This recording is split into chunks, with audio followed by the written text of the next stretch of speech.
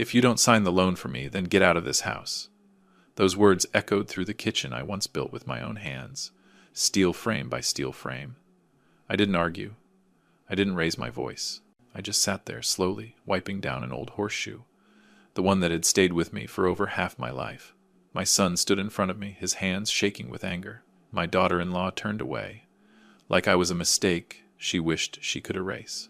30 minutes later, when I stepped off the porch and onto the dirt path by the gate, the ground made a sound no one was expecting. Before I tell you what happened next in that house, please subscribe to the channel and leave a comment telling me where you're listening from. I read every single one. Now then, let's go back to that morning when I was still sitting in the kitchen and everything began to crack. I set the horseshoe down on the table slowly, the same way I had done it for years. In that kitchen, every steel beam, every weld felt more familiar to my hands than any face standing in front of me. And yet that day, I felt like a stranger. Brandon stood across from me, shoulders leaning slightly forward, the stance of someone pushed to the edge, still trying to look in control. On the table lay a thick folder, papers, crooked corners wrinkled like it had just been thrown down. I didn't need to open it to know what was inside. Debt, numbers, a signature, the very things I had avoided my whole life. 500,000, he said, his voice rough. All you have to do is sign. Your name still carries weight. I looked into my son's eyes.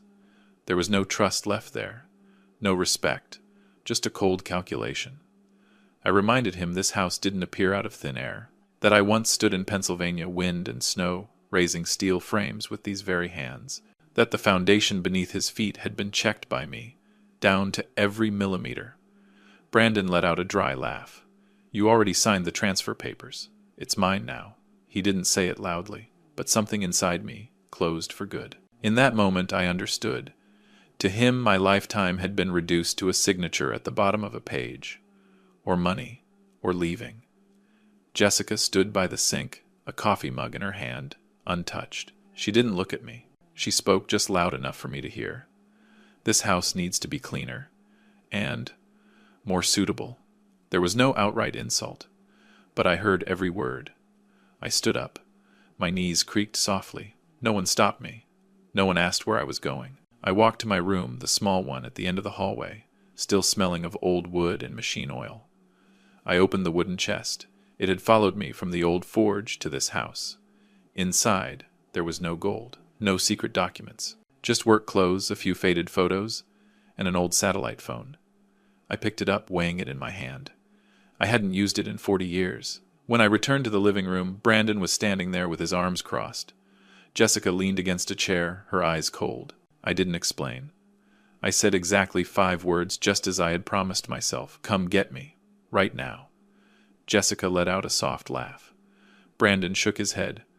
Who are you calling, Dad? I didn't answer. I lifted the wooden chest and stepped onto the porch. The air outside was colder than I expected. Fog covered the path, like the land itself was trying to hide something. I set the chest down and sat on the step. The watch on my wrist kept ticking, steady as ever. I watched it, minute by minute. Voices drifted out from inside the house. They weren't whispering. They didn't need to.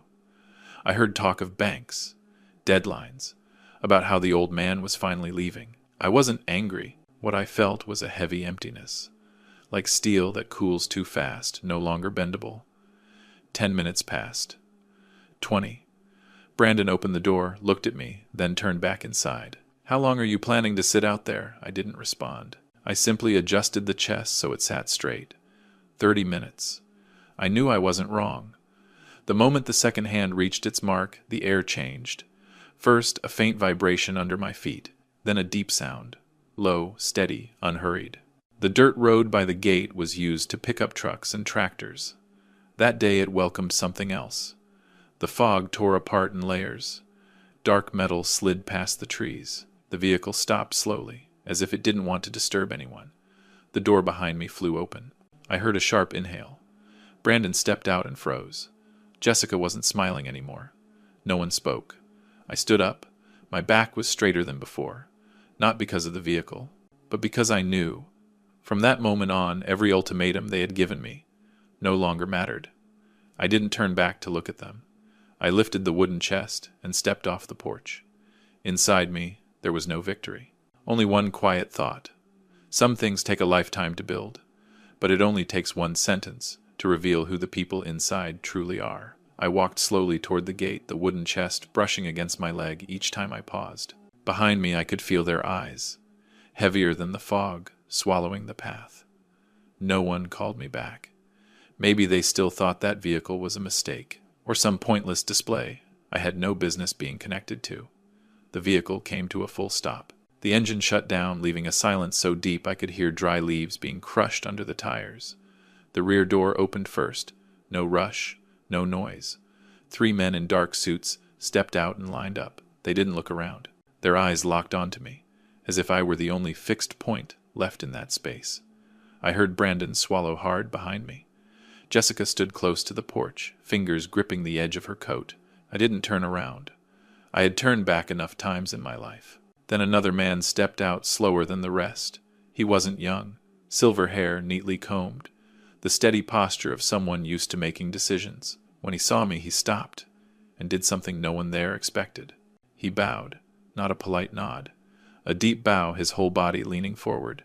"Sir," he said, his voice low and clear, "I've been waiting for this call for 40 years.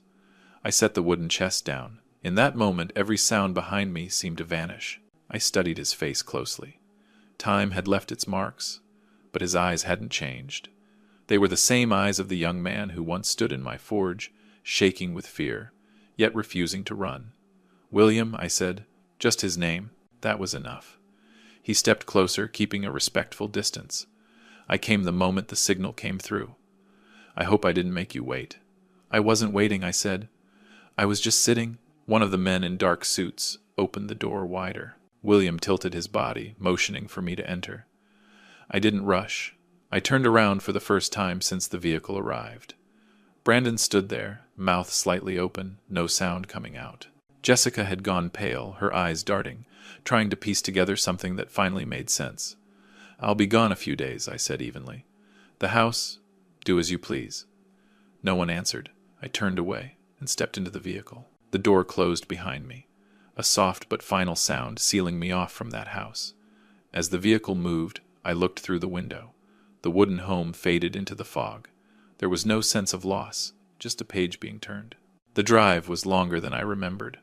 William didn't speak much. He sat across from me, hands resting on his keen eyes on the passing road. When we turned onto a private road leading to his estate, he finally spoke. "I never forgot that day," he said. "Without you, I wouldn't be here." I didn't answer right away. Some memories don't need words. I only asked, "You kept your promise?" William nodded. "Everything I have started that day." His estate was large, but not flashy. I was shown into a quiet room, a window facing a line of low trees. When I sat down, William stood across from me, waiting for me to speak first. I looked at him and said the only reason I had come. "I want the truth," I said, "about my son." William didn't ask questions. He took out his phone and gestured to someone. "Check everything," he said calmly. "Finances, documents, connections." I leaned back in the chair. Fatigue crept into my body, but my mind felt unusually clear. As I waited, I thought of Brandon, of the look in his eyes when he threw that folder onto the table. That wasn't just ambition. That was fear, and someone had learned how to use it. Night slowly fell. The lights came on, warm and soft.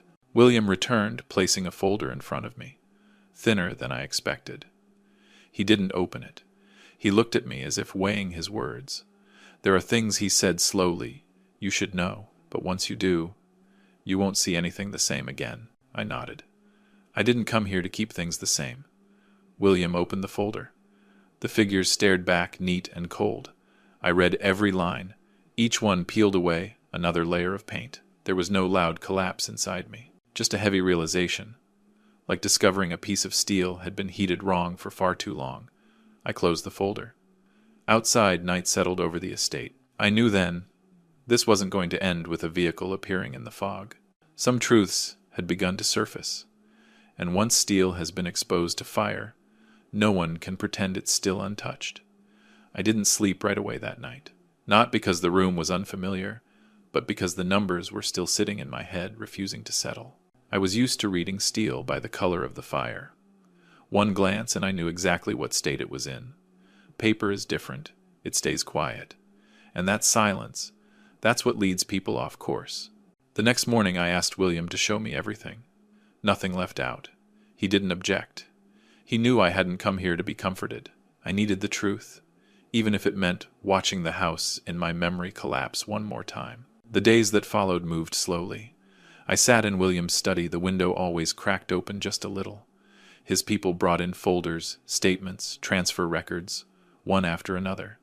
I didn't rush. I read the way I used to inspect a weld. Look closely. Wait long enough. Ignore nothing. Brandon hadn't failed because of the market. That became clear early on. His early transactions were steady.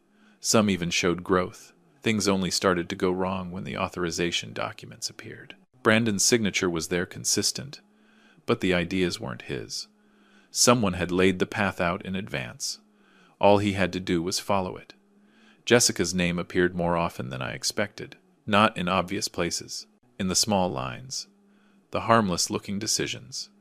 She stayed behind the scenes, quietly opening doors, making Brandon believe there was only one way forward. I didn't feel angry. I felt cold. William stayed silent while I read. Only when I looked up did he speak. There's one account you should see. That account wasn't in Jessica's name. It was located far away, a place where everything was wrapped in perfect legality. The money wasn't moved all at once. It was divided, regular, careful, like draining water from a ship without anyone noticing. 1,200,000. The amount sat there, clear and final, no guessing needed. I set the papers down. In that moment I understood why Jessica's eyes had looked so rushed that day. She didn't just want me gone. She needed me removed from every calculation. What kept me quiet longer was the name at the end of the transaction chain. A man in the legal profession, the same one handling Brandon's debt files. No explanation was necessary. The lines connected themselves. "Your son doesn't know," William said, as if reading my thoughts. "At least, not all of it." I nodded.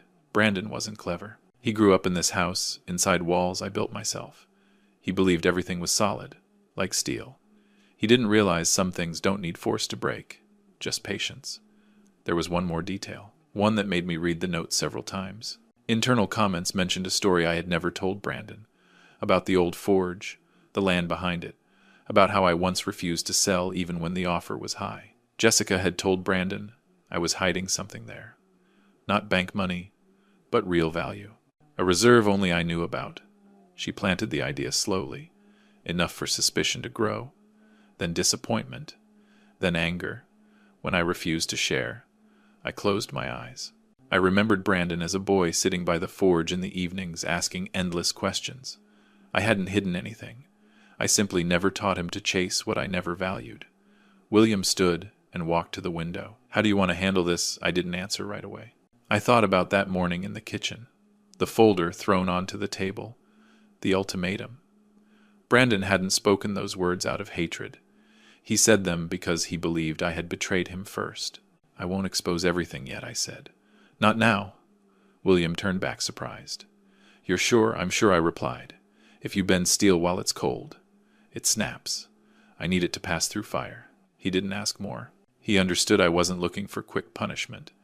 I wanted Brandon to see the whole picture, at the right moment, when no one was left to shield him or guide him. That afternoon I sat alone. No papers, no numbers. I asked myself something I never had before. What did I miss while raising my son? Was it my silence, my principles, that left room for someone else to step in? When the sun set, William returned with one last piece of information. Brandon was being forced to sell the house. There were no other options left. Debts were coming due. The people behind them were losing patience. I nodded. There was no confusion left in me now. Everything had taken shape. I knew the next step couldn't be avoided. And this time, I wouldn't be sitting on the porch waiting. I would step into the place where everything was being priced, to remind them that some things cannot be sold just because someone believes they own them. I arrived at the auction before the announced time, not to get a seat, but to see clearly the place where they were preparing to weigh that house like an object. The building wasn't large. White lights, The smell of paper mixed with metal. Everything was neatly arranged, as if a few strikes of a gavel could close an entire chapter of a life. Brandon was already there. I saw my son from a distance, sitting alone in the second row. His back was straight, but his shoulders were tight. He wasn't looking around. He wasn't waiting for anyone. In front of him lay the familiar folder, this time clipped neatly cleaner than before. I understood. In his mind there was only one way out: left cell. I didn't approach him. I took a seat in the last row far enough not to draw attention. William arrived a few minutes after me. He didn't sit with me. He took a seat across the room, quiet like a stranger. We didn't need to speak. Everything was already in place. When the auction began, the coordinator spoke in an even tone. Each detail was read off like a lifeless list. Square footage, location, starting price. Hands began to rise. The numbers climbed. Not fast, but steady. 2 million. 2 million 1. 2 million 2. I watched Brandon. Each increase tightened his jaw a little more. I thought back to that morning in the kitchen. He had said the house was his. On paper, maybe it was. But some things don't live on paper. I waited for the right moment. Not for drama, but because everything had to be in the proper place before being exposed. When the price reached the point Brandon had been hoping for, the coordinator raised the gavel for the first strike. I stood up. At first no one noticed. I walked slowly down the aisle between the rows. My footsteps sounded louder than I expected. A few people turned to look. Then Brandon turned around. His eyes landed on me. Empty for a brief second. I didn't hold his gaze. I placed a thin folder on the table in front of the coordinator. "Please stop," I said. My voice wasn't loud, but it was enough to still the room. The coordinator hesitated. "Sir, the auction. You cannot sell what you do not own," I continued. I opened the folder. No long explanations. Just stamped documents. Words that had been there for 40 years. William stood up then. He stepped forward unhurried. "This land and structure," he said, "are registered as an industrial legacy site. The right to use and dispose of it cannot be transferred in the manner that was done." Murmurs spread through the room. The coordinator skimmed the pages, his face draining of color. Brandon jumped to his feet. "That's impossible," he said, his voice breaking. "I transferred it." "I know," I said, turning to him. "But you signed away something you never had the right to transfer." There was no anger in me at that moment, only fatigue. I looked at my son and saw the confusion clearly. No one was pulling him now. He was standing face to face with the truth. William added, calm and precise, "All transactions stemming from that transfer are invalid." The auction was stopped. No gavel came down. No winner was declared. Only eyes, turning toward me, measuring.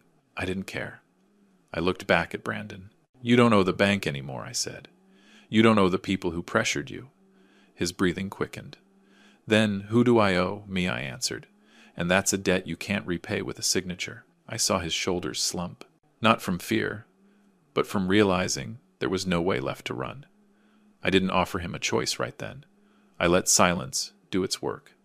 Some lessons don't need explanations. After everyone left, the room slowly emptied. Brandon was still standing there. He didn't look at me. "Why did you do this?" he asked quietly. "I did it to close one circle," I said, "and to open another." I turned away. William walked out with me.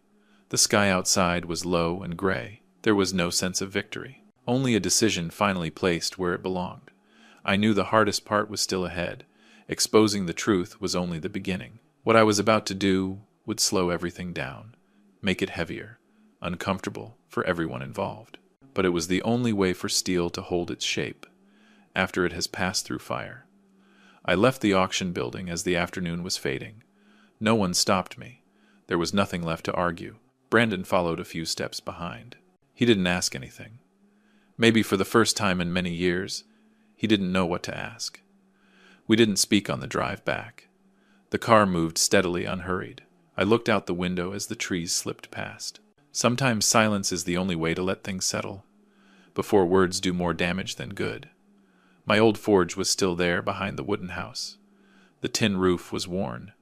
The wooden door, darkened by time. I parked and stepped out. The familiar smell hit me at once. Metal, wood. The smell of the years when my body was stronger. Brandon stood behind me, looking around. as if he were truly seeing this place for the first time. I opened the forge door. Afternoon light poured in, catching the tools neatly hung on the walls. I took an old set of protective gear and placed it in his hands.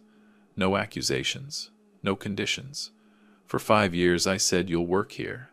Brandon looked up. "I don't know how to forge." "No one does at the beginning," I replied. "You'll learn," I continued slowly. "Minimum wage. Each day of work counts toward your debt. No shortcuts, no signatures." He looked at the gear in his hands, then at me. I saw resistance flicker, then fade. He nodded, just once. Very small. Jessica wasn't there. I didn't call her. The truth didn't need my help finding its way. A few days later, William told me what needed to be said. Documents matched. Money trails exposed. There was nowhere left for her to hide. It all moved forward the way it should have, quietly. Without my presence, I didn't feel relieved. I felt it was necessary. Some doors have to be closed so people stop walking through them. The weeks that followed passed slowly. Brandon came to the forge every morning. At first his hands were clumsy, his focus scattered. I didn't shout. I showed him how to stand, how to breathe, how to wait for the metal to change color before touching it. Some days he grew tired and sat on the steps silent for a long time. I let him sit. Steel needs time to cool too. William stopped by, now and then. He didn't come into the forge. He sat on the porch, drank tea, looked out at the yard. We didn't revisit the past. We talked about the weather, about things that change slower than people think. One afternoon, when the sun was low, Brandon set the hammer down and sighed. "I think I understand now," he said. "Not about steel." I didn't ask. I knew what he meant. Some lessons don't need names. That evening I sat on the old porch. The wood creaked softly under the chair. William sat beside me, quiet as always. From behind us, I heard the steady sound of the hammer in the forge. Not hard, not rushed, just the rhythm of work. The luxury vehicle was still parked in the yard, under the yellow light. It no longer drew attention. I looked at it for a moment, then stood up. I didn't walk toward it. I opened the door to the wooden house, stepped inside, and closed it behind me. Inside, everything was simple. Nothing new, but the feeling was familiar, like finishing a weld the right way. Not perfect, just solid. Before going to my room, I looked back at the forge one last time. Brandon was working, sweat darkening his shirt. I didn't call out to him. I left him there, with his work. I thought about the words spoken that day in the kitchen. The ultimatum. The vehicle arriving after 30 minutes. What looked like power turned out to be a test. Steel must pass through fire to hold its shape. People are no different. A home isn't walls or paperwork. A home is where someone still knows how to bow to what's right and stand back up to make things right. I turned off the light. Outside, the hammer kept its steady rhythm. And for the first time in a very long while, I knew I had chosen the right place to stop. If this story made you pause even for a moment, please tap, like, subscribe to the channel, and share it with anyone who might need to hear something like this. Every bit of your support helps these slow, honest human stories continue. Thank you for staying until the very end. I wish you a peaceful evening,